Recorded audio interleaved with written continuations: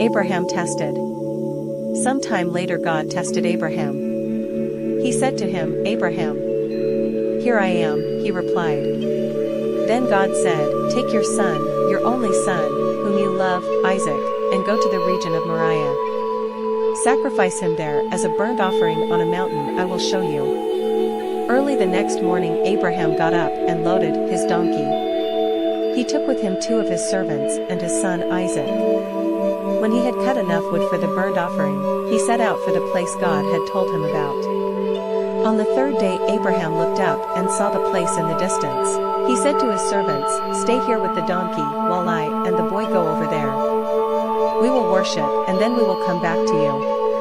Abraham took the wood for the burnt offering and placed it on his son Isaac, and he himself carried the fire and the knife. As the 2 of them went on together, Isaac spoke up and said to his father Abraham, "Father?" "Yes, my son?" Abraham replied. "The fire and wood are here," Isaac said, "but where is the lamb for the burnt offering?"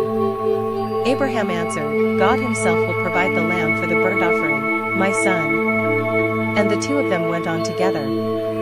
When they reached the place God had told him about, Abraham built an altar there and arranged the wood on it. He bound his son Isaac and laid him on the altar, on top of the wood. Then he reached out his hand and took the knife to slay his son. But the angel of the Lord called out to him from heaven, "Abraham! Abraham!" "Here I am," he replied. "Do not lay a hand on the boy," he said. "Do not do anything to him. Now I know that you fear God, because you have not withheld from me your son, your only son." Abraham looked up, and there in a thicket, he saw a ram caught by its horns. He went over and took the ram and sacrificed it as a burnt offering instead of his son. So Abraham called that place, "The Lord will provide." And to this day it is said, "On the mountain of the Lord it will be provided." The angel of the Lord called to Abraham from heaven a second time and said, "I swear by myself, declares the Lord, that because you have done this and have not withheld your son, your only son, I will surely bless you and make your descendants as numerous as the stars in the sky and as the sand on the seashore.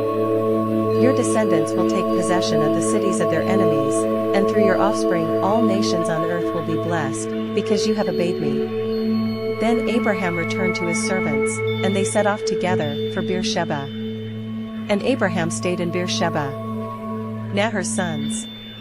Some time later Abraham was told, "Milcah is also a mother. She has borne sons to your brother Nahor, Uzi the firstborn, Buz his brother, Kemuel, the father of Aram, Kes, Hazo, Pildash, Jidlaph and Bethuel. Bethuel became the father of Rebekah. Milcah bore these 8 sons to Abraham's brother Nahor. His concubine, whose name was Reumah, also had sons, Tebah, Gaham, Tahash and Maacah.